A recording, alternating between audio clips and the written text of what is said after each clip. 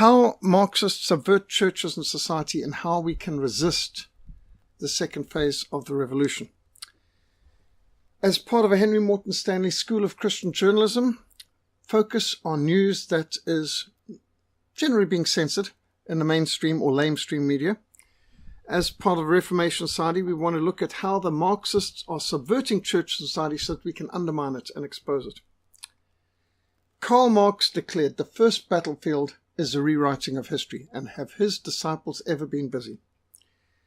This generation, now coming out of Western schools, is unable to distinguish good from bad. Even those words, good and bad, are unacceptable.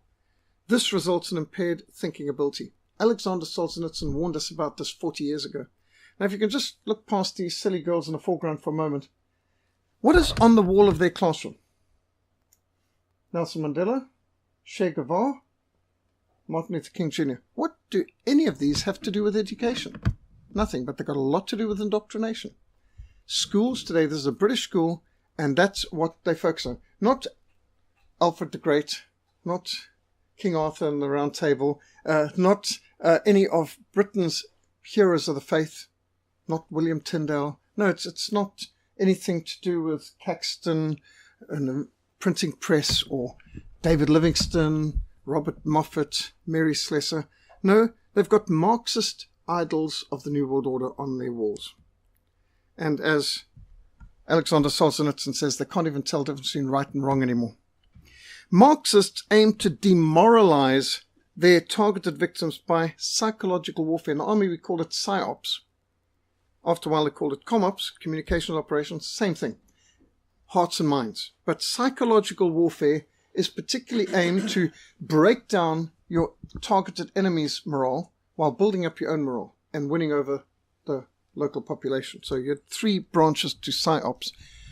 Own forces build up the morale. Enemy forces break down the morale. Local forces win the hearts and minds over to your cause. That's the way it works for any side. They use guilt manipulation. And they vilify the victims and they victimize the villains. The Bible speaks about this when light is called darkness and darkness is called light. Sweet is called bitter and bitter is given for sweet. Isaiah 5 warns us of this very thing. And this is what Hollywood and the schools in many cases are doing. The victims are vilified and the villains play the victim card. And now there's a new term that's out there called victim blaming. Victim blaming is a devaluing act where the victim of a crime or an accident or any kind of abusive maltreatment is held wholly responsible or partially responsible for the wrongful conduct committed against them. A woman gets raped. Why was she out there in that part of town on her own? Like the victim's to blame.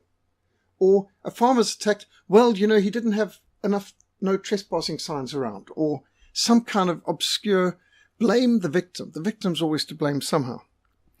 Victim blaming can appear in the form of a negative social reaction from legal, medical, mental health professionals, as well as from the media, especially the media, even family members. Traditionally, victim blaming emerged in racist and sexist forms. I mean, the fact is that if anything goes wrong, it's always the white person's fault. And these days, the way it works also is if a woman is attacked, it's her fault. And that's especially true in the Muslim world. They even have it in Sharia law that in a case of a rape, the woman is 90% to blame. That is Sharia law, because the woman has the power of enticement. Therefore, the man is 10% responsible for the rape, but the woman, who is the victim, is 90% to blame. And this goes along with guilt trips. The politics of guilt and pity seeks to undermine Christianity and nationalism. Guilt trips, a special kind of manipulation tactic. A manipulator suggests to the conscientious victim that he or she does not care enough, is too selfish, or has it easy. This usually results in the victim feeling bad, keeping them in self-doubting, anxious, submissive positions. And I'm sorry to say, this can even be done by missionaries. I have seen for years now, as a Christian involved in missions for, as long as I've been a Christian, 41 years I've been involved in missions actually, I've heard people going, how many Bibles do you have at home? There are people who don't have a Bible. Just, oh, wait a minute. We should care about people not having Bibles, but why should we feel guilty about having Bibles? Or, I've heard, when I announced the healthy birth of my first daughter, Andrea, I had some people making comments, well, of course, you're white and Western, you're part of this, you're part of the privileged 1%, And but if you were of any other race or in any other part of the world, your first child would probably be stillborn and so on. And, trying to put a guilt trip, because we had high quality medical professionals, a good hygienic environment, and the ability to actually go to a C-section if needed, which was essential in the case of Daniela. She wouldn't have been born alive without a C-section. I remember again somebody trying a guilt trip that I should feel bad that my daughter was born alive because we had access to cesarean section, professional medical care. In fact, Cape Town's the city in the world where the first successful C-section was done. The Dr. James Barry in Somerset Hospital, going back now to early 1800s. We're meant to feel guilty for God's blessings. Instead of being grateful for God's blessings and desiring to bless other people, freely have received, freely give, too much is given, much is required. Instead of that, there's the idea that you should feel guilty that you're even alive. You should feel bad that your wife survived childbirth and that your child was born alive. Literally, they go that far. And the communists are world leaders in guilt manipulation and in agitation propaganda, and they've been leading the charge in this for a long time. We had a whole session just dealing with agitprop and how communism works. But again, another great quote from Alexander Solzhenitsyn, the greatest Russian author of the 20th century and greatest Russian historian. Modern society is hypnotized by socialism. It is prevented by socialism from seeing the mortal danger it is in. One of the greatest dangers of all is that you have lost all sense of danger. You cannot even see where it is coming from as it moves swiftly towards you. Socialism of any type leads to a total destruction of the human spirit. To destroy a people, you must first sever their roots. Alexander Solzhenitsyn knew what he's talking about because he saw what happened to Russia after 1917, after the Communist Revolution. He lived through the dekulakization, second phase of the revolution. He went through the Second World War in the Red Army. He ended up in the gulags and the concentration camps. He understood what he was talking about. For communists to gain control of a country, they've got to sever your roots. What are you talking about? Every root to blood, soil, faith, nation, mother, father, race, ethnicity, nationality, all of these things, they've got to sever those roots. Your history, your faith, cut it all off, because a people who are well grounded in their family, in their congregation, in their community, in their nation, in their history, in their heritage, you can't enslave a people well informed. But people who've been severed from the roots, either by guilt manipulation or by indoctrination, then they can smash them. Another quote from Alexander Solzhenitsyn. In keeping silent about evil, in burying it so deep within us that no sign of it appears on the surface, we are implanting it, and it will rise up 1,000-fold in the future. When we neither punish nor reproach evildoers, we are ripping the foundations of justice from beneath new generations. By the way, this is a church, a beautiful church in Germany being demolished. For what purpose? There are thousands of churches in Europe that have been demolished in recent years, including beautiful cathedrals, stained glass windows churches, which previous generations sacrificed to build, and are being destroyed by a generation that doesn't care about their roots. Continuing the quote from Alexander Solzhenitsyn, in our country, the lie is not just a moral category, but a pillar of the state. The lie is the pillar of the state. The timid, civilized world has found nothing with which to oppose the sudden revival of barefaced barbarity other than concessions and smiles. And you could add, and welfare benefits.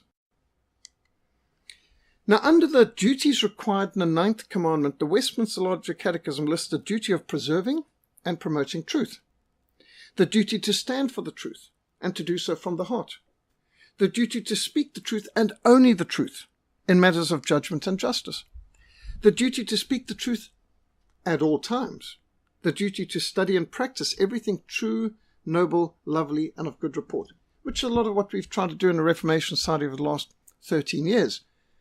victorious Christians who changed the world, greatest century of Reformation, greatest century of missions, looking at examples of excellence. Under sins forbidden in the 9th command, the Westminster Standards includes the sin of giving false evidence, the sin of lying, the sin of concealing the truth, the sin of misconstruing intentions. Boy, has that not been done. They are damning to hell whole generations of Christians before, assuming they even know the motives of people they never met. The sin of exaggerating minor faults, the sin of perverting the truth to a wrong meaning. Truth is truth, even if no one believes it. A lie is a lie, even if everyone believes it. You don't determine truth by show of hands or majority vote. Truth is determined by the Word of God. Marxists employ double standards to enable them to always play the victim. They've got the victim card. They demonize the opponents of Marxism. You are evil for disagreeing with them, but they are always the victim. Their motives are as pure as the driven snow, and yours are as evil as the pit of hell, if they believed it existed. Along with demonizing their opponents, the Marxists seek to promote hero worship of their idols of the New World Order. And you can see it most obviously in the Marxist revolution. Their first chairman of the Communist Party of the Soviet Union, Lenin, got his own pyramid-type, Egyptian type of tomb with a casket that had glass around it that people could actually walk past and see their God. And believe it or not, every May Day, every 1st of May, which is an extremely important occultic day in the Satanist calendar, the communists would have their Red Army line up on Red Square, and notice the Politburo would be standing literally above the bones of Lenin, getting the march past. The symbolism was just huge. And so every year, every May Day, marching past Lenin's tomb with the Politburo standing above on the balcony directly over his body, the communist faithful would march and they would parade the new weapons, and they'd talk about how the workers of the world must unite. They have nothing to lose but their chains, and so on. They have a world to win. And so imagine how every day of the year there were thousands of people lined up to go past Lenin's tomb on their pilgrimage, required pilgrimage, sort of like the Hajj is required for Muslims. A faithful communist had to go past Lenin's tomb at least once in their lifetime too. But on the other side of Red Square, there is St. Basil's Cathedral. And every Easter, the worship service liturgy would include, "Where is he?" And the people would say, "He is not here." "Where is he?" asked the minister again. "He is not here." 3 times he repeats this, "Where is he?" "He is not here." Then the minister shouts out, "Christ is risen." And the entire congregation resounds, "He is risen indeed." I can imagine these poor souls on the other side of the Red Square, they lining up to see their God who's definitely dead, and they're hearing the Christians have a risen Savior. What a contrast. Well, the time came for the Lenin idols to go, and thousands, not thousands, they said more than tens of thousands. There was over 28,000 statues of Lenin in Russia and Ukraine and the Soviet bloc, and they took them down as far as Addis Ababa. But you may think, well, it's the communists. But, you know, in the West, we have our own idols. So let's just take a look at Abraham Lincoln. Do you know who's the patron saint of the Communist Party of the Soviet Union? Yep. There's Vladimir Lenin. There's Stalin. Here's Lenin. Here's Lincoln. Lenin, Stalin, and that is Lincoln. This is Communist Party USA meeting in something like 1936.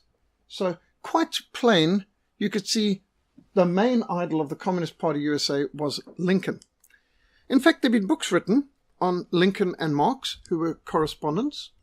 I've got the book Lincoln's Marxists, on how the entire upper echelon of the Republican Party in the days of Abraham Lincoln and the war between the states were Marxists. They were 48ers, meaning 1848ers. 1848 was when Karl Marx produced the first Communist Manifesto, and there were revolutions in every capital of Europe in 1848. And they all failed, and many of the people involved in the riots, revolutions, and insurrections were executed, guillotined in France, hung in Britain, and who knows what, and some of the other places may be shot. But a whole lot of them escaped to America. And so a whole bunch of 48ers, to flee justice in Europe, went to America, and there they formed the Republican Party, which is why the Republican Party has a red tie. Now, you may often think, but the Republicans are the conservatives. Why do they have the red tie? And the Democrats are the liberal leftists. Why are they the ones with the blue tie? Well, everything used to be different. There was a time at the beginning the Republicans were red and Democrats were blue. Now they might as well swap colors because they've changed. It's like there was a time when National Party was actually conservative, and after a while they joined the ANC. So nothing stays the same in politics. And the original Republicans were red, and they were called the Red Republicans. And Karl Marx was very friendly to Lincoln. He was his best PR agent over in Europe. He was writing endlessly in support of America and Lincoln and the American war against the South and so on. And so Karl Marx and Abraham Lincoln were friends and correspondents. And Lenin, there's another good book out that I still got to get hold of, Lincoln and Lenin, the similarities between them. If you go today to Cuba, there are Abraham Lincoln Boulevards and Abraham Lincoln high schools.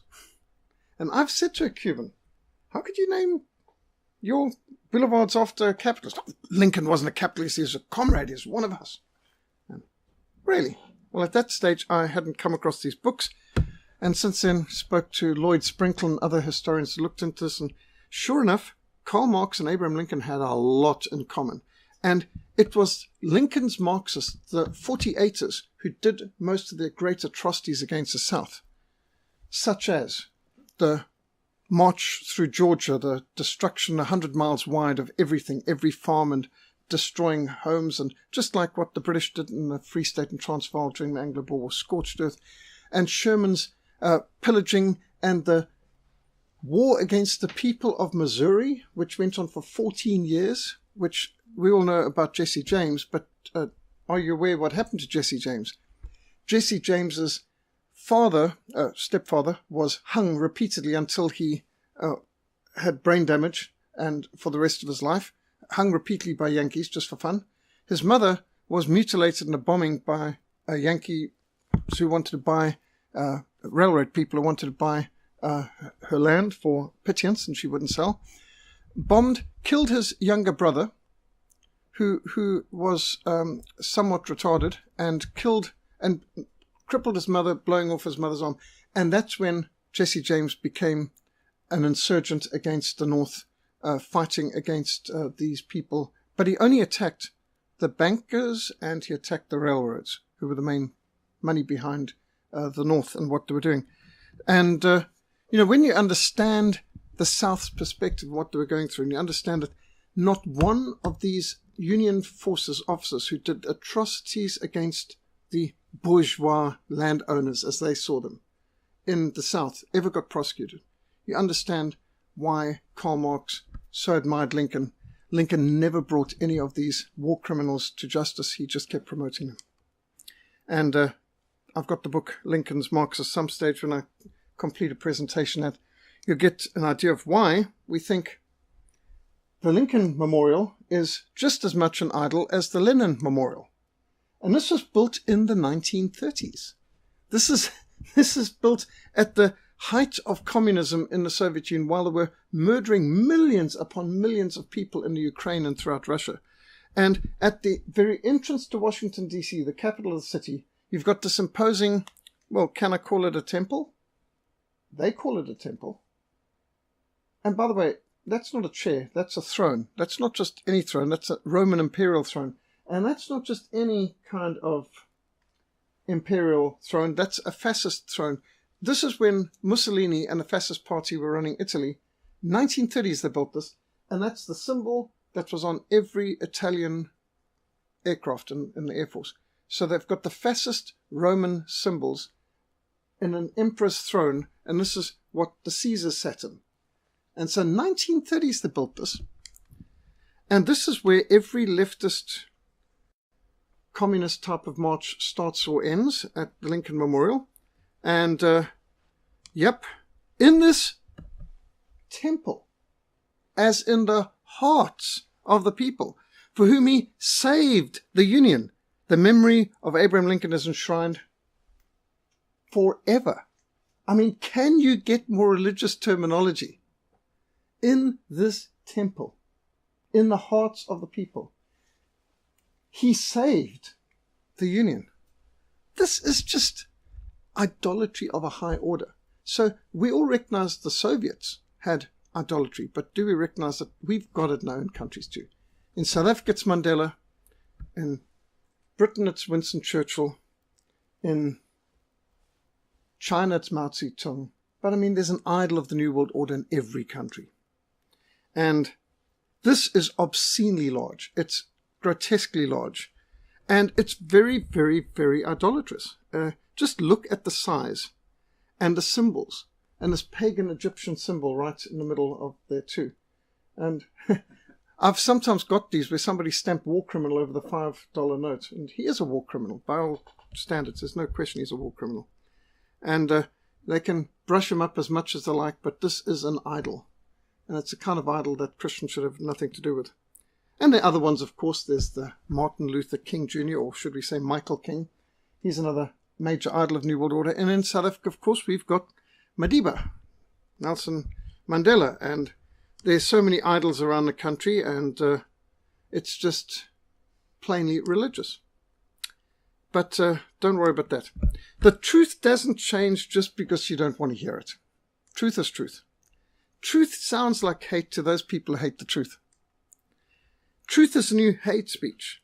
George Orwell wrote in 1984, during times of universal deceit, telling the truth becomes an offensive act, and could we say even an illegal act in some places. You are being lied to.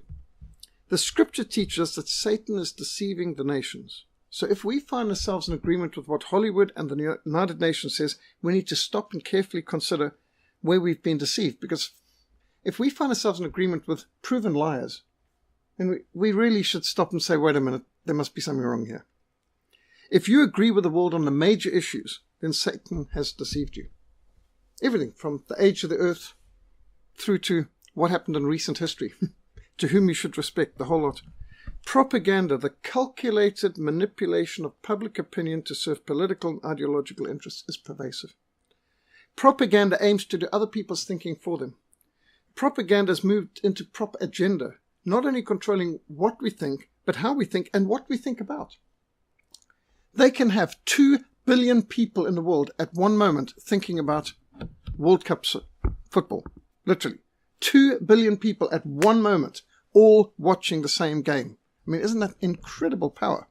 And have you noticed at the Olympics how many religious, overtly religious, mythological, even occultic ceremonies are part of it? And so tonight they might have a debate, but then they tell you how to think about the debate. You're not even allowed to make up your own mind about anything. Edward Bernays, who is a nephew of the Sigmund Freud psychologist, and he was one of the founders of the American Committee for Public Information, or the first propaganda agency. He said the conscious and intelligent manipulation of the organized habits and opinions of the masses. Notice, manipulation of opinions, not just habits but opinions, is an important element in democratic society. Those who manipulate the unseen mechanisms of society constitute an invisible government, which is the true ruling power in our country. As Ted Baer, missionary to Hollywood, says, the media shapes the culture, and the culture chooses the president and the government. In other words, the media choose the government, because the people voting don't know anything about the candidates except what the media's told them, unless they're lucky enough to have actually met them. And so, in most cases, you've got the media choosing who the people are going to vote for, because the people trust the media in general. Well, we've got an insider, a hardcore, dedicated Communist Party member who visited the Soviet Union under Stalin in the 1930s, who was converted. None other than George Orwell, author of Animal Farm. And why did he write Animal Farm in 1984? Because he saw the Soviet Union, he saw communism in practice. And if you want to understand communism, you need to read Animal Farm and 1984. Political language is designed to make lies sound truthful and murder respectable. We don't murder them. It's a termination of pregnancy. It's not a baby, it's a product of conception. Didn't just incinerate our city, it was strategic bombing, collateral damage, strategic bombing offensive. And so there's different ways now of being able to make murder sound respectable. I can even speak about eliminating a target. And there's all sorts of ways of making it sound respectable. The people will believe what the media tell them they believe. What do we believe? Let's tune in and find out. The further society drifts from the truth, the more the people will hate those who speak the truth. Professor Martin Luther said, always preach the gospel in such a way that either people will come to hate their sins or they'll come to hate you as the preacher who exposed their sins. In the Soviet Union, they called it propaganda. In America and South Africa, they call it news. Don't believe a word they say. The media is not a reflection of reality. They trivialize the main issues. They ignore the key issues, like persecution of the church in the whole of the Middle East. They focus on side issues. They reinforce deceit with manufactured versions of the past. There's a selective focus. They give you half-truths. In fact, you examine their truth and you find it's all made up of lies. The media represents the truth in our society, but the truth lies. The news media lies by omission, by what they don't report on. They lie by change of emphasis, by distortion, or by just outright lies, by putting words and images into your mouth and eyes that were never there. Sometimes they can even say the truth, but use a misleading image behind it that gives you exactly the opposite impression. What lies behind us and what lies before us are small matters compared to what lies before our faces. Tell-eye vision. It's called programming for a reason. A modern slave today is, just think how people are enslaved as to what they buy, where they go, what they do, what they wear, even how they have their hair cut or whatever. If you don't control your mind, somebody else will. Strive to be biblically accurate rather than politically correct. Politically correct is cheap pocket change. To be right with God is often meant to be in trouble with men. Good observation by A.W. Tozer. I would rather offend someone into heaven than flatter someone into hell. Russian proverb, better to be slapped with the truth than kissed with a lie. So, a key way that our political enemies in the Communist Party work is intimidation, through politically correct censorship and intimidation. There's also cyberbullying. If you post something that they don't like, well, you can get it suspended, you can get suspended, you can go to Facebook jail for a month or so. They've got something in a region of 30,000 full-time workers just working for Facebook, censoring posts they don't like. They can take down massive sites with millions of likes, like the activist mommy. She's back up because of huge outcries, but they can literally just ignore the fact that there's millions of people supporting something. And what was her crime? Well, she's speaking out against politically about sexually explicit material being taught in public schools. I mean, isn't that what mothers should be concerned about? Then you get the cry bullies. This is a whole new phenomenon today, the cry bullies, attack of the cry bullies, where they've hurt my feelings. I need my safe space. These are the snowflakes. But they're not just cry babies. They cross between cry babies and bullies. That's why this new term, cry bullies. And by the way, this picture was deleted from Facebook on numerous occasions by the thought police, saying that this offended somebody. So, proves the point, actually. It doesn't matter what the facts are. Burn logic, burn the curriculum, burn the Constitution, burn reason, burn the Bible in particular, they should have had. But they are screaming about social justice and racism, and they are nothing but a curse on any educational institution. Communists seek to mobilize hysterical, spiteful, vindictive opposition to silence all dissent. And you may think, why do they have to be so spiteful and vindictive? Can't they just reason? No, they can't, actually. They need to use gaslighting. How many of you have seen the film Gaslight? Oh, you've really missed out. Okay. Gaslighting is a form of psychological abuse used by narcissists in order to instill in the victims an extreme sense of anxiety and confusion to the point where they no longer trust their own memory, perception, or judgment. the techniques used in gaslighting by the narcissist is similar to those used in brainwashing, interrogation, and torture. What's used in psychological warfare by intelligence operatives and law enforcement. It comes from the 1944 classic film Gaslight, which is based in 1938 play by the same name. And it's one of Ingrid Bergman's finest performances. She, in fact, won an Oscar for Best Actress in this. And what it is she, as a young girl, a young teen, perhaps 14 years old, walked in on her aunt being murdered, and the murderer fled. And then fast forward to she's in Italy and trying to recover from this traumatic experience, and she meets somebody that she, for some reason, falls in love with, even though she knows nothing about him or where he comes from and so on. And he talks her to going back to this house. Well, it's a semi-detached house in Britain, several stories, where her aunt was murdered. She didn't want to go back, but it was willed to her. She owns it. And this man, her new husband, convinced her to move everything up into the attic. And then he starts a psychological warfare campaign on her, making her feel that she's forgotten things, that she's a kleptomaniac, that she's stealing things, that things are going missing. And so to the extent that she no longer trusts her own memory, that she feels there's something wrong with her, and he gets her in public humiliated, like on this occasion, when he, after prepping and preparing her through very cold, calculating ways, he brings out his watch. His watch is missing, and here's his chain, but where's the watch? And she starts to panic in a public meeting in the middle of a recital. He opens up her handbag, and there it is. And he's continually making it out that she's stealing things, misplacing, gets the maids involved in this.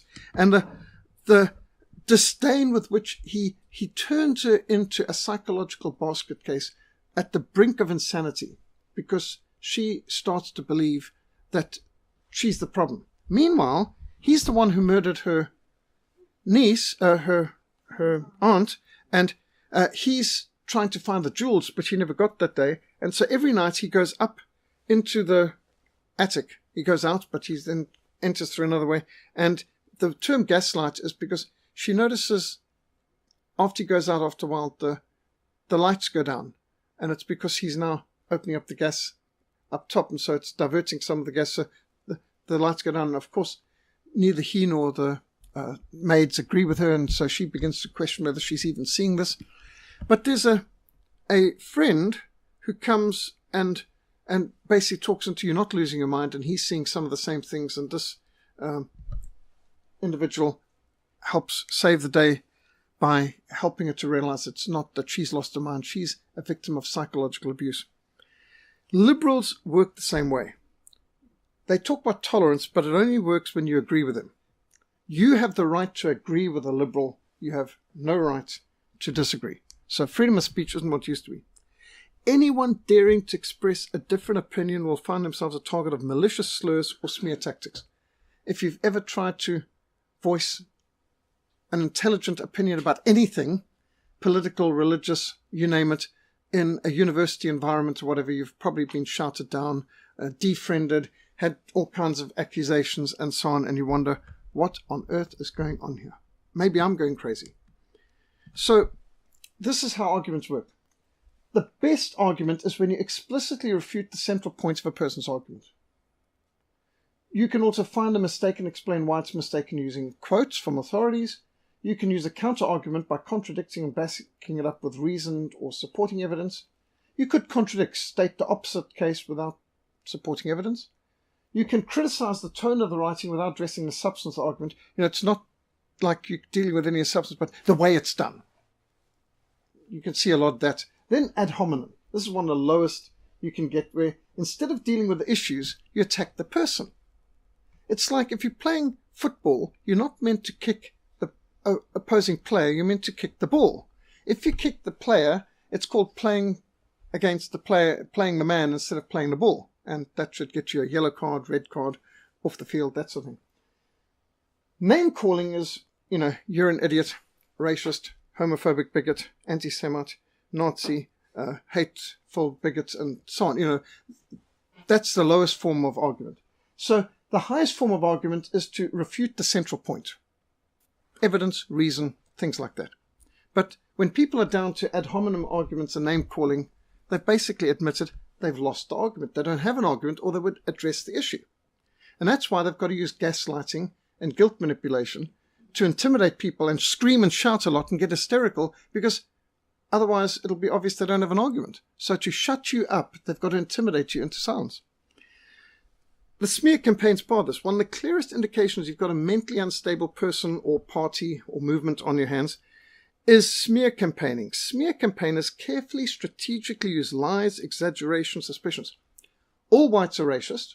All farmers are thieves. The Afrikaners stole the land.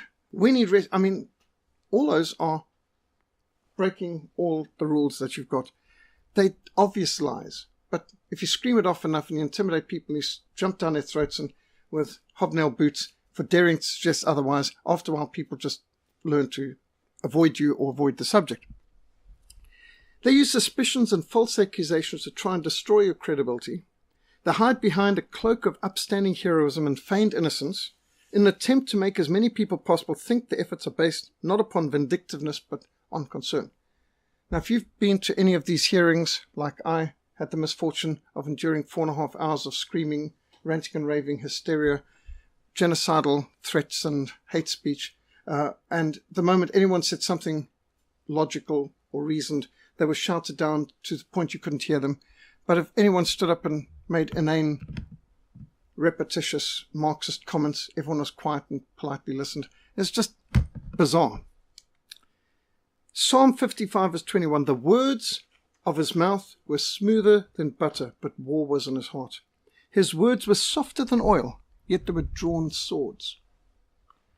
By the way, you notice the flag behind? You recognize the flag. Red China. They seek to weaponize words and they poison the well.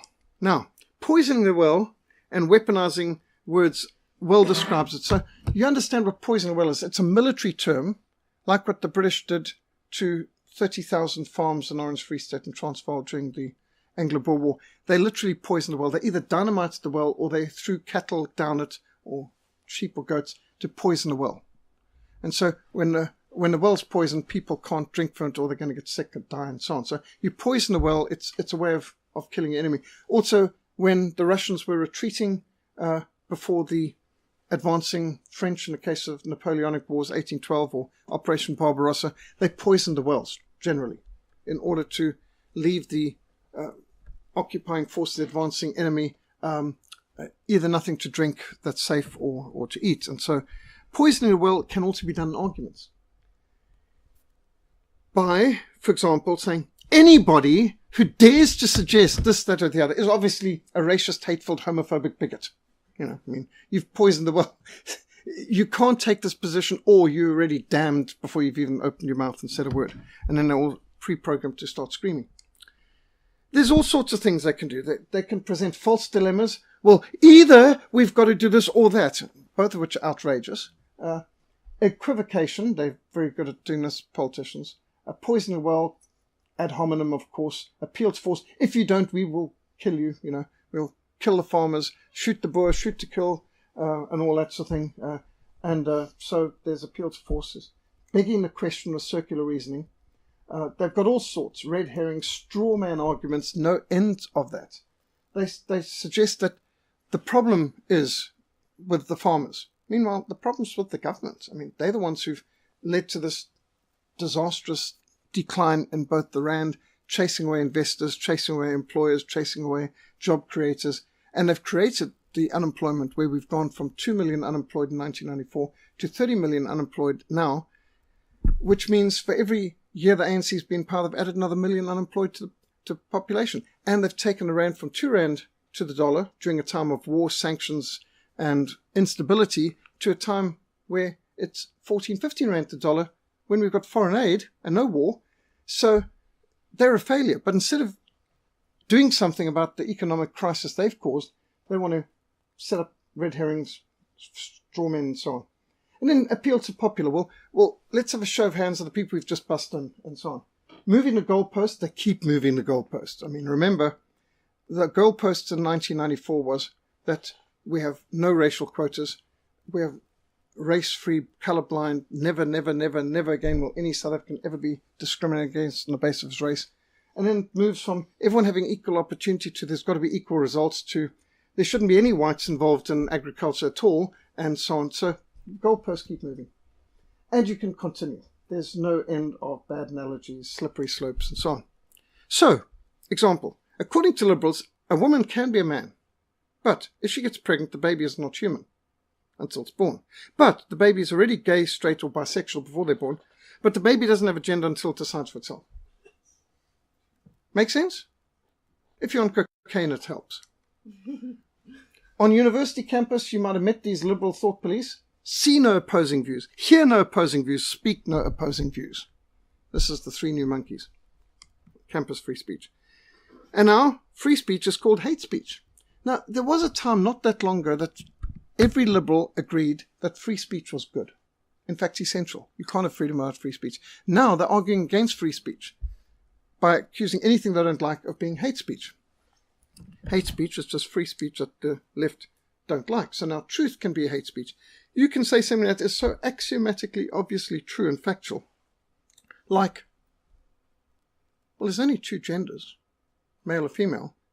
Hate speech, bigot, and so on. And it will go berserk because you said something as obvious as, but marriage can only be between a man and a woman. And I've never heard anything so hateful and devastating.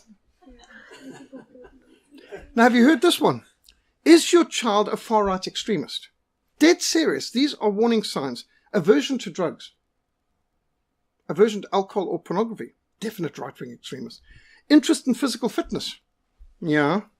Right-wing extremist. Mental well-being. Huh? Growing collection of classical literature, like we've got here. Obvious right-wing extremist. Monogamy. They married a person of opposite sex. What? Desire to marry and procreate. Definite right-wing extremist. Increased time spent outdoors or nature. People like hiking, swimming, things like that. Scuba diving. Appreciation of nation, history, and culture. Okay, everybody who's at the Reformation Society is obviously a right-wing extremist by this definition. Disdain for modernism, postmodernism. So these are actually put out in Britain as examples of if your child's a right-wing extremist. Aversion to drugs and pornography. Right-wing extremist. So political correctness is destroying the very fabric of society. Never before in history have people been so afraid to stand up against absurdity for fear of being labelled a racist, a homophobe, or a bigot. You try and have an intelligent conversation on UCT or Stellenbosch, and you will just be astounded. Free speech is now hate speech. This message is brought to you by the Thought Police. Marxists are seeking to silence opposition by accusing anyone who dares to introduce facts and reason into the discussion. In Canada, you can go to jail for using the wrong gender pronoun. And for your information, they tell me there's 26 possible genders. No, 72. Okay, I'm behind story now. 72 possible genders now. Well, I've lost track after LGBTQRS. I mean, geez, somewhere along the line, I got lost. They've got more genders now than there are letters in the alphabet. And this Justin Trudeau must be the most politically incorrect imbecile on the planet. He is the absolute, what do you call him? He is the poster boy for a liberal leftist halfwit. Now, if you think this is unintelligent, then you're a hateful bigot. How can you judge a person for thinking that pouring buckets of water on the other side of a fence is not an intelligent way of dealing with it? I mean, who are you to know? I mean, how can you be so judgmental? Racist, bigot, hater, homophobe, anti-Semite, Nazi, Islamophobe, homophobic bigot. And you remember, you go to a psychologist and they show you different pictures and you say what this reminds you of. Well, as the Bible says, to the pure, everything is pure. To the defiled, everything is defiled. Political correctness is a weapon designed to silence those whose arguments cannot be refuted. So they have toxic labels designed to intimidate opponents into silence and retreat. So you've just got to understand. I remember being told this at the first mission I worked at, Hospital Christian Fellowship. If you're not being criticized, you're not doing your job. And I was told that by a commanding officer as well. If you're not being criticized, you're not doing your job. And so I've heard this several, in fact, in the fire brigade, I remember hearing it also from a station commander. If you're not being criticized, you're not doing your job. And this is the point. The people today want to get to a position of where they can never be criticized. And that means they do nothing. Say nothing. Be nothing. It's the only way you can avoid reproach. Somebody's pointed out that racist could spell out in an acronym, rather annoying communist-inspired silencing tactic. In fact, racist is actually a word invented by Leonid Trotsky, Leonid Bronstein, who renamed himself Trotsky, who was the head of the Red Army, who murdered millions. He came up with the word racist in order to browbeat and shut down all dissenters of communism in the Soviet Union. And they continue to use it to this day. It's to shut down nonconformists. The term racist is not a term you're going to find in the 1828 Webster's Dictionary, for example. You've got to turn to a modern dictionary to start finding racist. And the definitions change because racist used to mean mistreating people of a different race. Now, just noticing the difference. In fact, you're sexist if you can tell the difference between a male and a female now.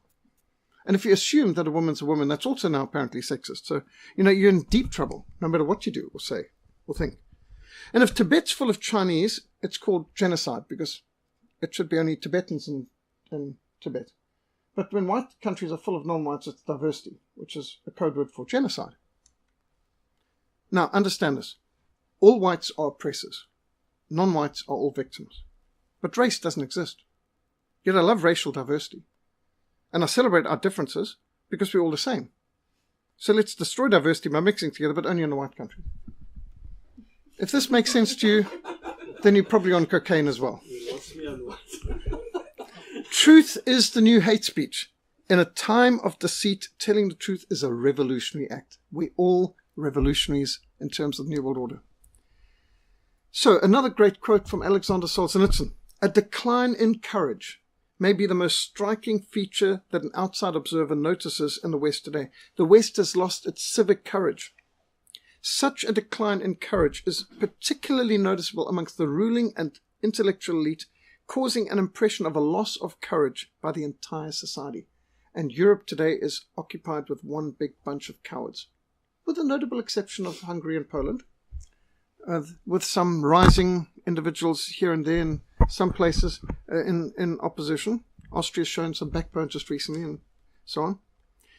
How many of you have heard of the Gramsci strategy? Or the Frankfurt School? Okay, the Frankfurt School of Cultural Marxism used the Gramsci strategy, which is also known as the termite strategy. Now, the Frankfurt School were all communists, they're all Jewish communists who lived in actual Frankfurt, Germany. And they fled Germany when Adolf Hitler took power, and they moved to American universities, Harvard, and to California, to Hollywood, and so on. And if you've heard of people like Herbert Marcuse, Marcuse said, we must use foul language as weapons against the bourgeois and against Christianity. We must inject swear words, use the F-bombs, throw it around as much as you can in plays and literature, make them textbooks, require the students to use them in the schools, expose the people. We've got to use foul language as a weapon against Christianity. Now, one of the worst of these characters here was George Lucas was also Lucas, a particularly obnoxious individual. They said, we must organize the intellectuals and use them to make the Western civilization stink. Only then, after they've corrupted all of its values and made life impossible, can we impose the dictatorship of the proletariat. Now, these people here were all Marxists. They were communists. But they didn't believe that a revolution was possible in the West. The West was too Christian. Lenin got lucky in Russia, but that's just because of the war and a few other things like that. We're not going to get so lucky.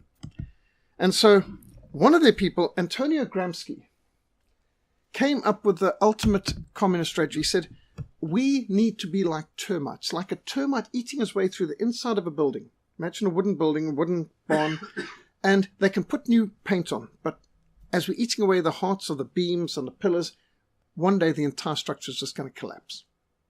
We've got to eat out the heart of Christianity out of the West. The reason why the West is not responding to Marxism is because they're too Christian. We've got to de-Christianize the West. And Antonio Gramsci said that every single pillar of Western civilization needs to have its heart eaten out until it rots and collapses. Termites. Termites are the biggest threat you've got in a place like Sudan, for example. If they build a hut or a church, wooden thatch, it'll be finished in 5 years. Finished. They've got to start again. Nothing can survive those termites. Well, if they properly dip the things and wrap and pitch, maybe, but they don't tend to do that. And so basically termites will destroy these things in a matter of a few years. And so the Marxists, especially the Frankfurt School, who went and took over Hollywood and most of the key universities in the United States in the 1930s, they've been eating the heart out of every pillar of Western civilization because we're importing their vile, debauched culture from Hollywood and their music and their education textbooks all over the world. And the entire edifice is rotting and collapsing. So what were the main aims of the Frankfurt School? The Frankfurt School was the creation of racism offenses. That's just top of the list.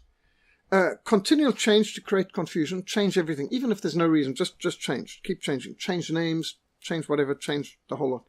Teach your children sex and homosexuality because this will create a division between them and the parents and also get them to basically despise self-discipline. Undermine the schools and teachers' authorities. Have huge immigration to change the identities. They're the first guys to promote open borders. The promotion of excessive drinking, of course, making it popular. So, for example, movies that depict the heroes endlessly drinking without ever seeming to interfere with their ability to drive, car chase, run, jump, shoot, whatever. They can drink to excess like James Bond and so on, endlessly while on the job, and it somehow doesn't seem to affect them. And they can fornicate endlessly without ever getting sexually transmitted diseases also, interestingly. And, of course, they've got to have an unreliable legal system with bias against the victims to get people to lose all confidence in the legal system. A dependency on a state or state benefits, get the people on welfare. Control and dumb down the media. Boy, have they ever been successful there. Encouraging the breakdown of the family. Just think how the British newspapers used to publish the sermons of Charles Spurgeon in full every Monday. And what do they do now? South African papers used to print a scripture verse next to editorial. Now, they'll have more likely a quote from the Quran and the Bhagavad Gita than the Bible. And encouraging, of course, breakdown of family, abolishing difference in education of boys and girls, and declaring women to be an oppressed class and men all as oppressors. You can see how feminism has done wonderfully in destroying women, so that whereas in the past women might be protected and supported, now they've got to go in the workplace, still bring up the children, they're no longer protected, they're attacked, they've got less respect than ever before, and all of this in the name, and more tax than ever before, all in the name of liberating women. Basically, they do the same for black people, workers, whoever. They claim to want to come and liberate, and at the end, the people will end up much worse than they were before. So the cultural Marxists want you to think this kind of perversion is normal, natural, and healthy. If you think otherwise, you're a homophobic bigot.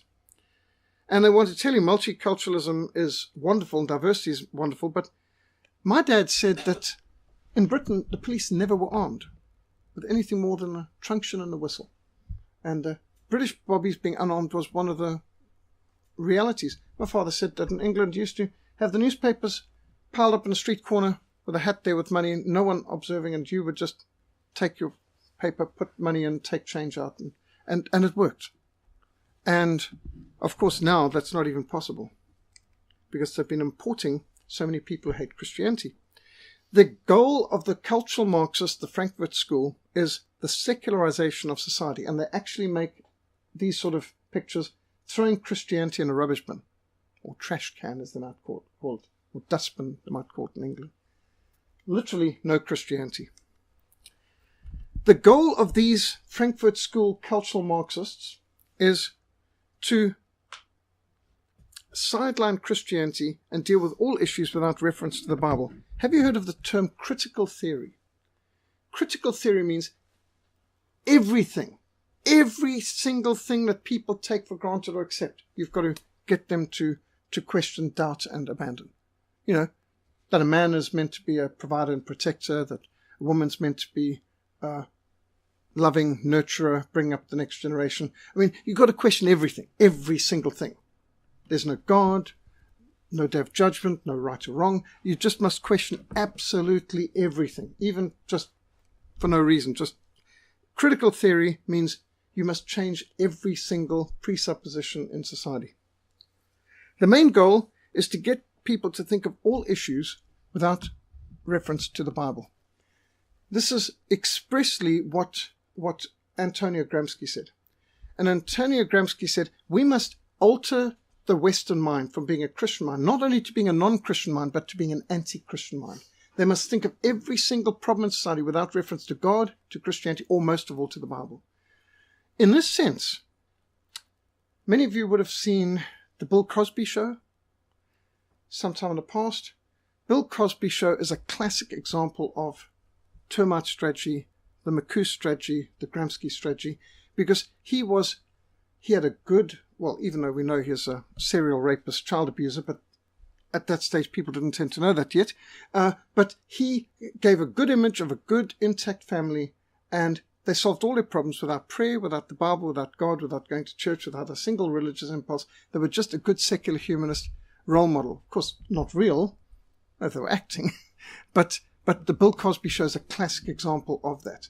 To try and present that you can be good without God, you can be moral without the Bible, you can be unselfish without a day of judgment or a day of accountability to God.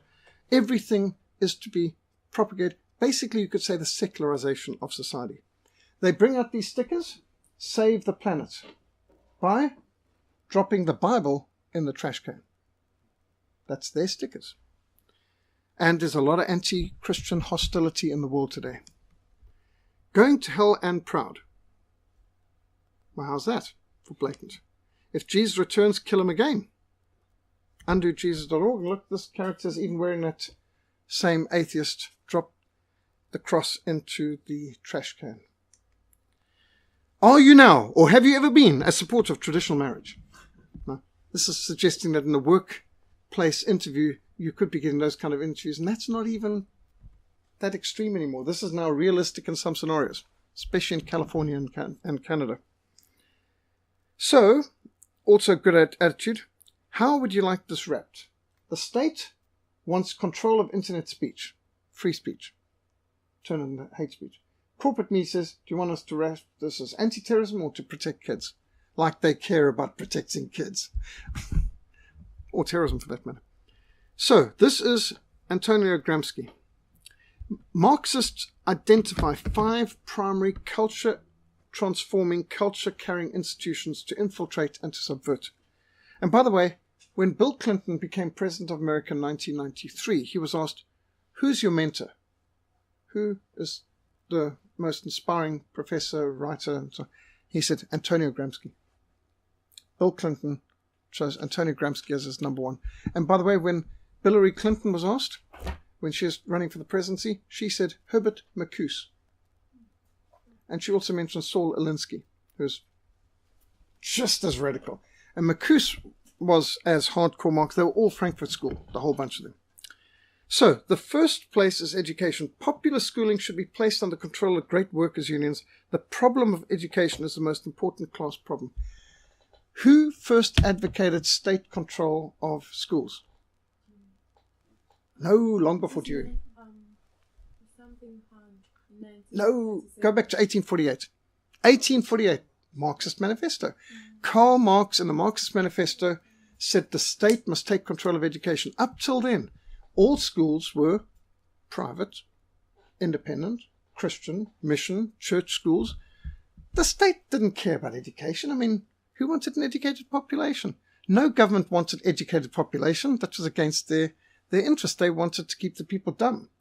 So, at a certain point, Karl Marx recognized, listen, we're losing the battle. Because the Christians are educating everyone. The Protestant countries, everyone's literate, everyone reads.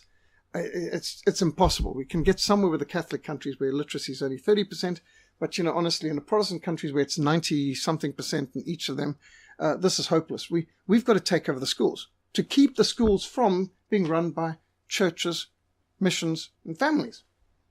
And so state control of education is not to educate the population, it's to stop the kids getting educated, to separate them from the church, the mission, and the family who've been doing the education through the centuries and doing an excellent job of it, by the way. And you just think how the schools in Africa, virtually every school in Africa was founded by the missionaries, church schools. And the governments took them all over. In some cases, the churches or missions were stupid enough to hand them over to the state, thinking, this is quite costly and expensive. It would be nice if the state took the responsibility, and the state was only too happy to take over the schools. And since then, the schools have gone way down into the gutter and into the pit of hell in some of the things they're teaching and the standards. But Karl Marx, Gramsci, education, of course, entertainment. In fact, at the first Communist International back in 1923, was it? The Comintern identified Hollywood, which was then a very new developing film industry place, as a place for infiltration by the Communist Party. And as was said by Ted Baer, the missionary to Hollywood, the Communist Party was the only party in town. No pun intended. And they were the only party in town. They controlled Hollywood from the earliest. And all the founders of Paramount, MGM, Metro-Goldwyn-Mayer, 20th Century Fox, the whole lot were communists. The only example of a film institution that was not run by the Communist Party was United Artists. And who was that famous aviator, Herbert Hughes? Hughes? This wild billionaire who made his own films, had owned oil rigs and that sort of thing. So he wasn't communist, and United Artists were, but everyone else was. The whole lot was just one big communist bunch from the beginning. The news media. So it's education, entertainment, news media. And as you know, the media is not a reflection of reality. Do you remember after the January 1995, Charlie Hebdo massacre in Paris? 26 heads of state led 1 million people on the streets. Or did they say 2 million? It was huge. It was over 1 million. And from Merkel, Holland, Netanyahu, all there in the front, leading over 1 million Frenchmen in Paris protesting against the Charlie Hebdo massacres.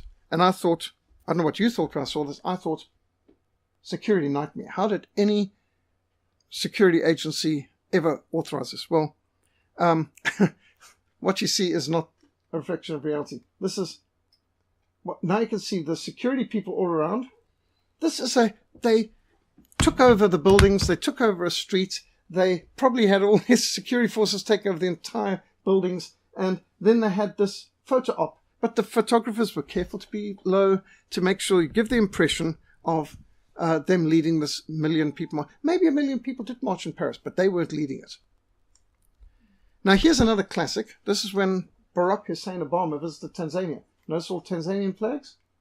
Oh, notice all the American flags. That's interesting. They all got white hair. Do you see, white caps. Do you see this photographer? See he's crouching down? Why? To give the false impression that here's Obama walking amongst the crowds, unconcerned about his security, shaking hands with the people, a man of the people. But actually, every one of these people are handpicked. Notice they're all wearing the same uniform. They've all got the same flags. Tanzanian flag or American flag? Exactly the same sign. Here's the Tanzanian security. Here's the American security all around. And yet they've done this in such a way that the photographer gets the photo op to give a false impression. This is classic media. Classic. Education institutions, news media, entertainment industry, and fourthly, religious institutions. Very important. The communists had a goal to hijack seminaries, to infiltrate them already in the 1920s. The first Comintern, 1923, set infiltration of Western theological seminaries as a high priority. And you can see they've produced liberation theologians like Desmond Tutu and others. Some of them are so Marxist, and many of them who don't even believe the Bible. Desmond Tutu, for example, said, of course Jesus wasn't born of a virgin. He was born illegitimately. Desmond Tutu said, if the Russians came to South Africa, we'd welcome them as saviors. saviors. That's what he said. Of course, God didn't write the Bible. People wrote the Bible. That's why there's mistakes in it. This man doesn't believe anything in the Bible. What is he? He's a politico put there for political reasons, but they just found it useful for him to have a religious title and fancy dress. But he's not a Christian. Desmond Tutu said publicly, I could never worship a God who's homophobic. If God doesn't allow homosexuals into heaven, I don't want to go there. So that's just one example.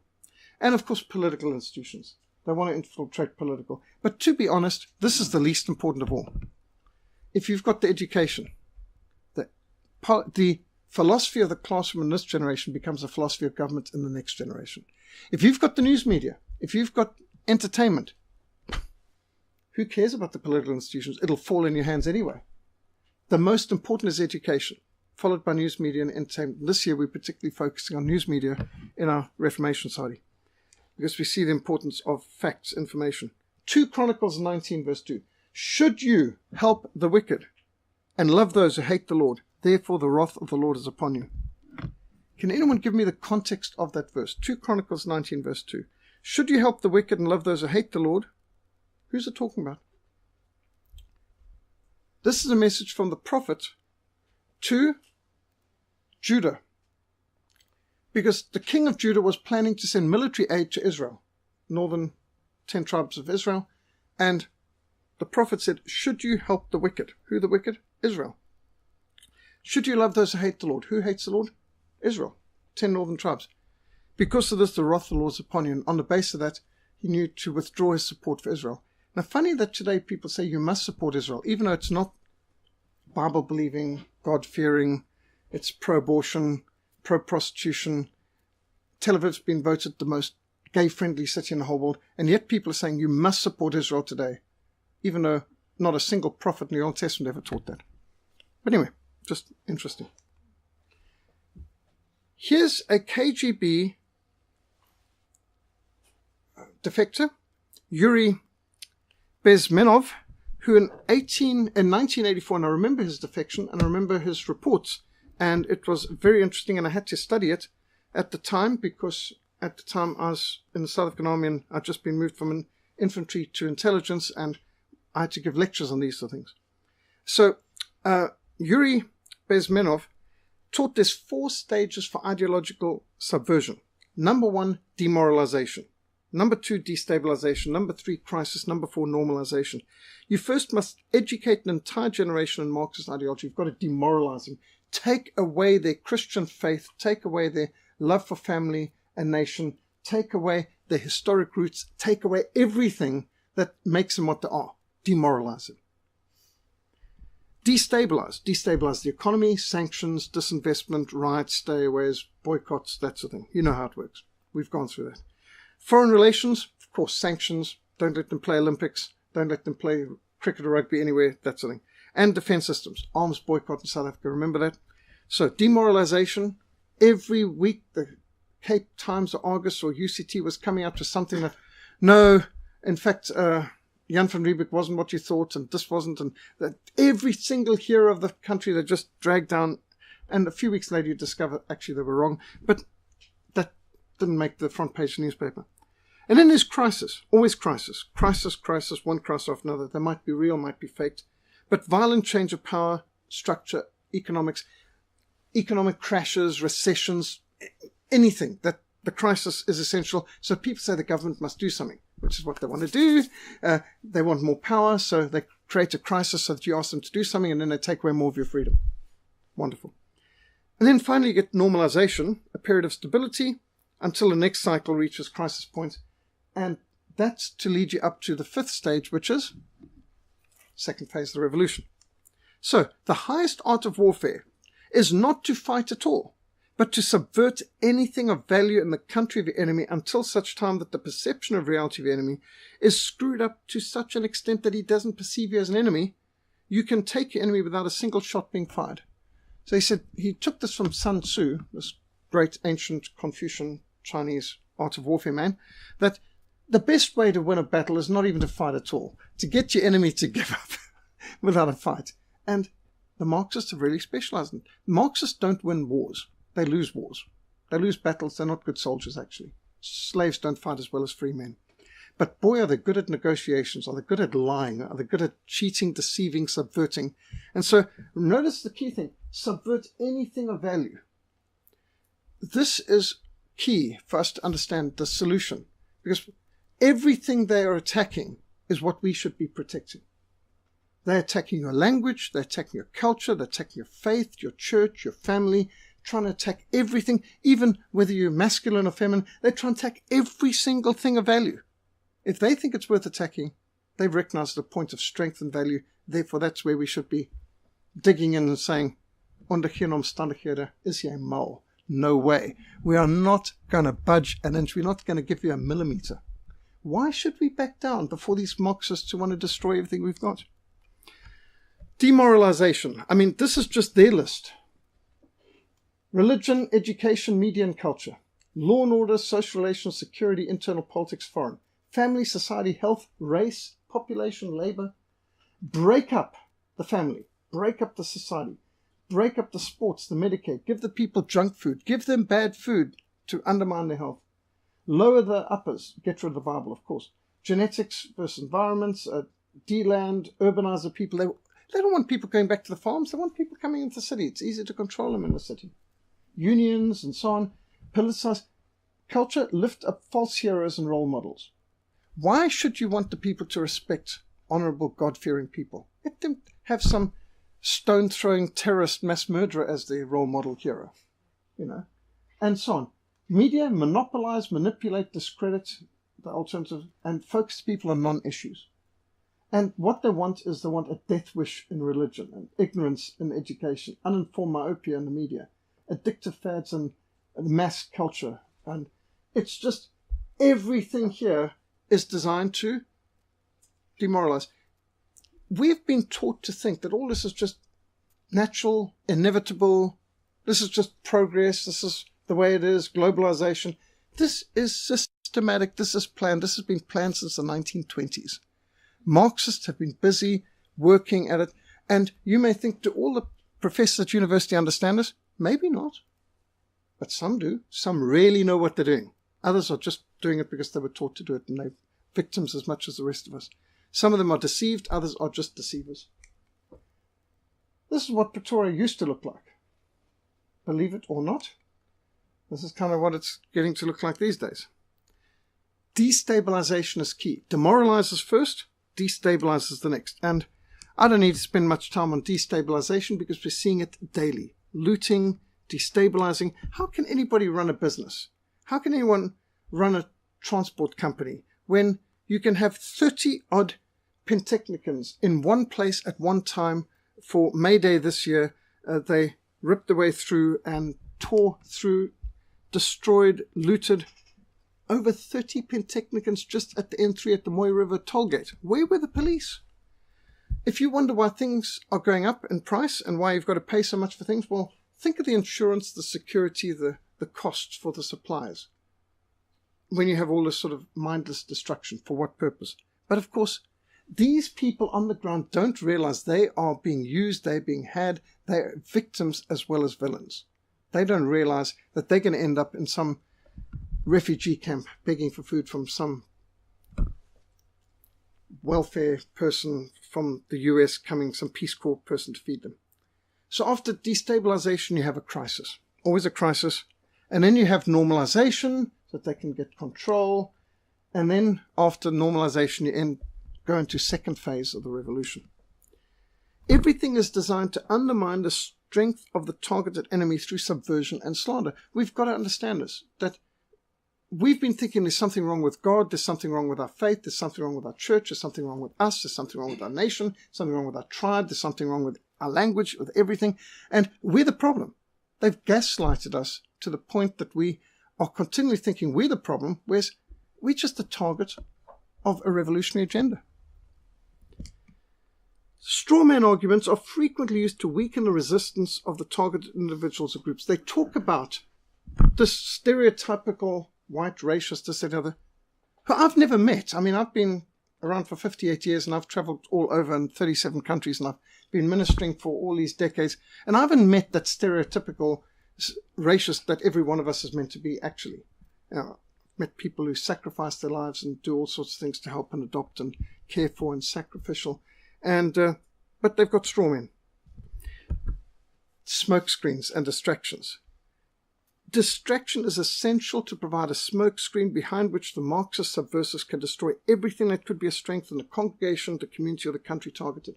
Sometimes it's abortion, sometimes it's an accident or tragedy, often it's race, sometimes it's celebrity, a lot of it's celebrity.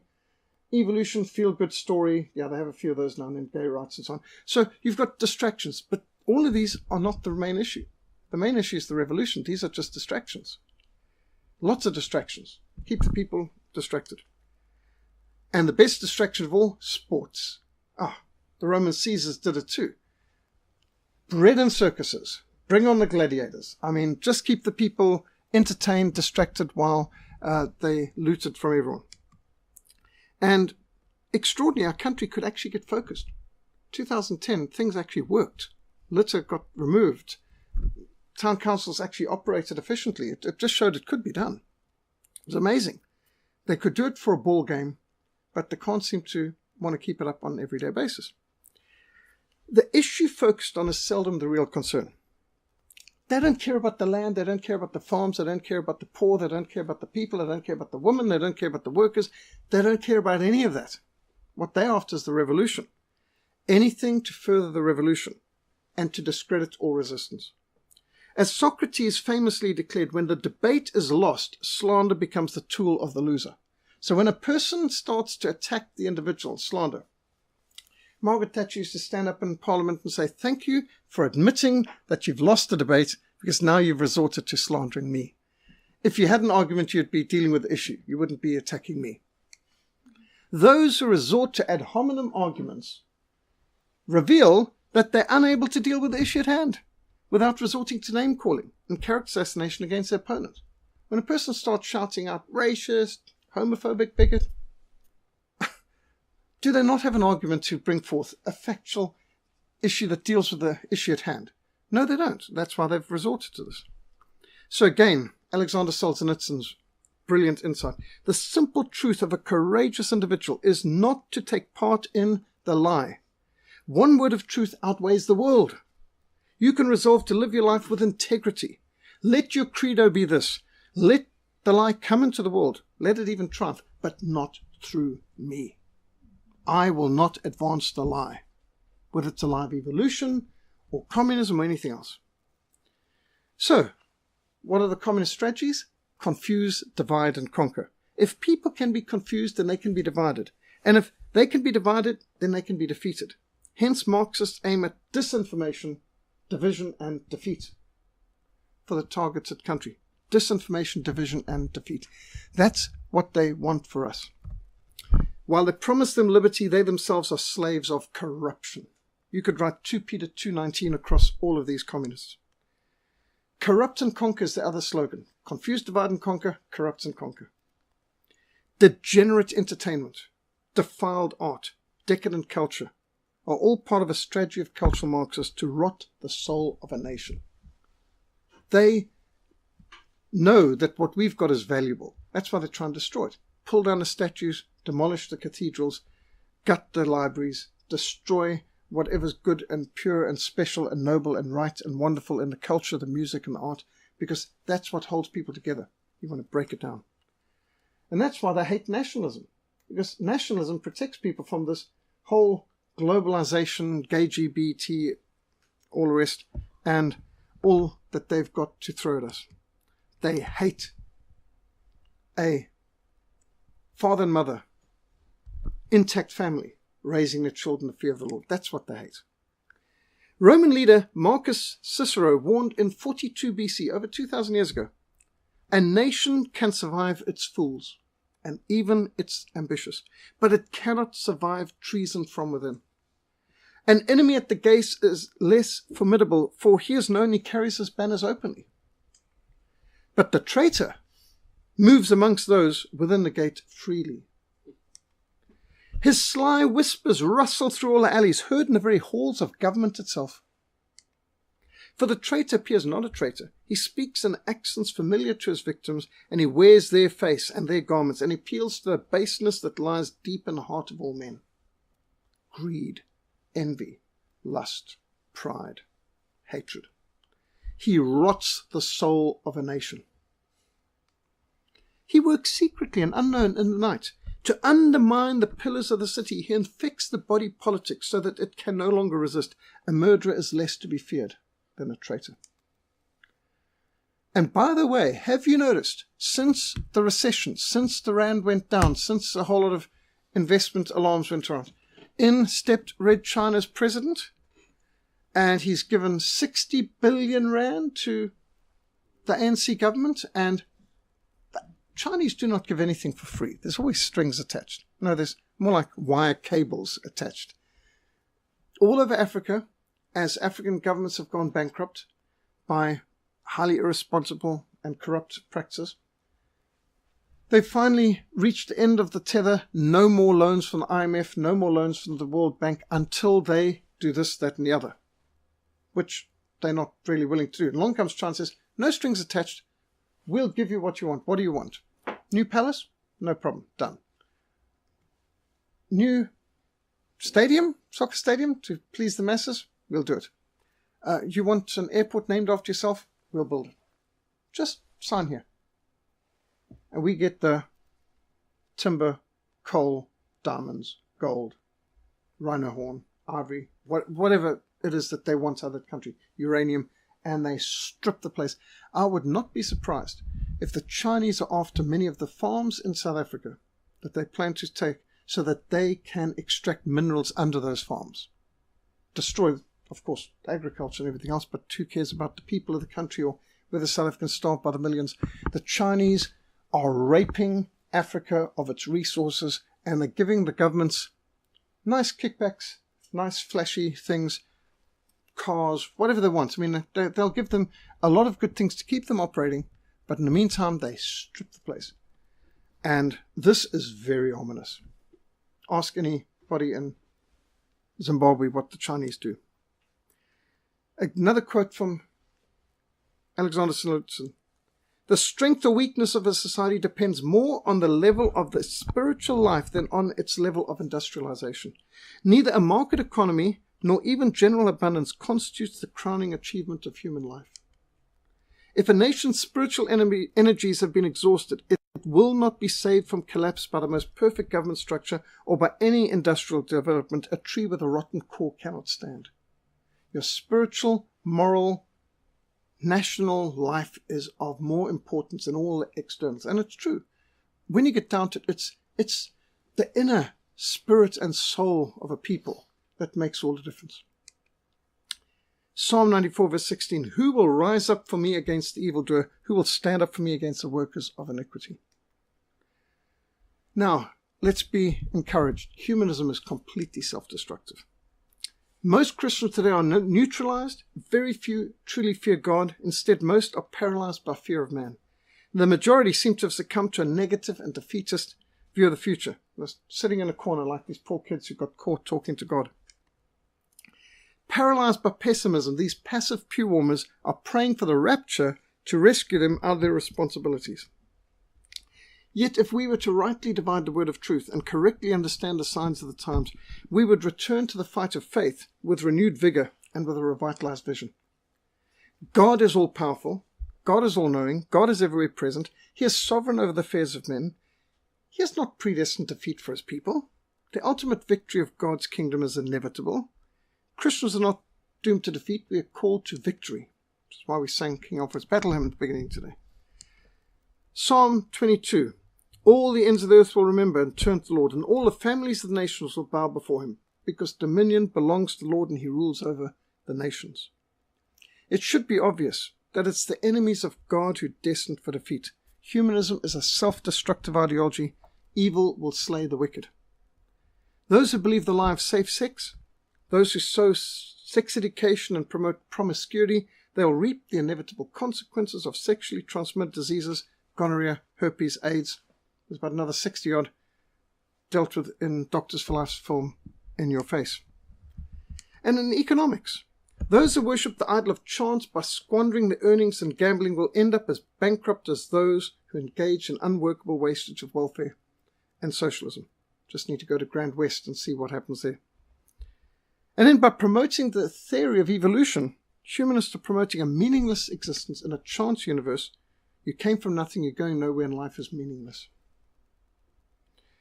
In education, by removing the Bible from the schools and by purging all moral values from education, humanist schools inevitably end up with a functionally illiterate, incompetent, incapable, immoral generation. By banning the enforcement of discipline of children, humanists make rods for their own backs as these children grow up to be lawless, rebellious, selfish adults. And then homosexuality.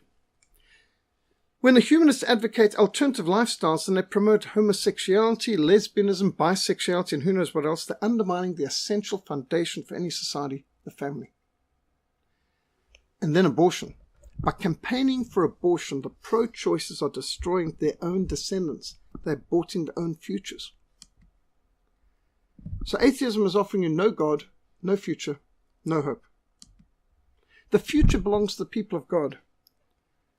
Those people who are obedient to the gospel of our Lord Jesus Christ will have the result of joy, of sins forgiven, peace of heart and mind, a restored relationship of love with God as our Father, because Jesus Christ gives his people spiritual life now, eternal life after death, and abundant life always. Those who live clean and moral lives and remain faithful to their marriage partner have the best chance of surviving the AIDS plague. And those who work hard, who save wisely and spend their money carefully will be blessed with financial security. Biblical free enterprise produces wealth and rewards hard work and ingenuity. And those who invest their lives in bringing up God-fearing children, ensuring they receive Bible-based education, they will build the future. And as Christians, we believe in tomorrow, because we believe in that God is the beginning and the end.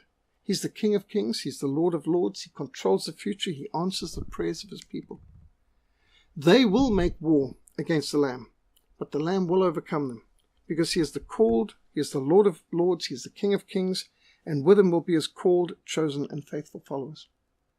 Now, there's a lot more we could say, but I think time is out. Let me stop at this point. There's a lot more I've got that will deal with the next occasion on practical steps we can take, but I think it's important we understand where they're coming from and the practical steps, but we should not be pessimistic about the future. Secular humanism will fail. Communism will fail. Socialism will fail. Land invasion will fail. Everything that these people do will fail. If we're faithful to the Lord, we will find there's a God in heaven who answers prayer, who will put things right. Our job is to get right with him. Now, the fact that some people will say, well, everything happens for a reason. Yes, but sometimes the reason is that we've made stupid decisions. So, saying everything happens for a reason isn't an excuse to get us out of the fact that we might have made some very bad decisions, or our politicians made very bad decisions on our behalf in this case. But then also there's some people who will say God's in control. Well, of course he is in control, but he's given us consequences for our actions. So we've got in Deuteronomy 28, Leviticus 26, the blessings of obedience, the curse of disobedience. So we can't endlessly disobey God's word and then expect him to make everything right without us repenting, doing restitution, repairing. There's things we've got to do. We cannot expect God to do anything for us that we cannot do for ourselves first. We should do everything we possibly can in our power, and only then do we have the right to ask God to do what we cannot do. Like a farmer must plow the fields, scatter the corn, organize the irrigation, everything along that line. Then he can ask God for rain at the right time.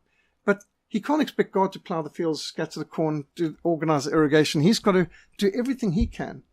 We only have the right to ask God to do what we cannot do for ourselves.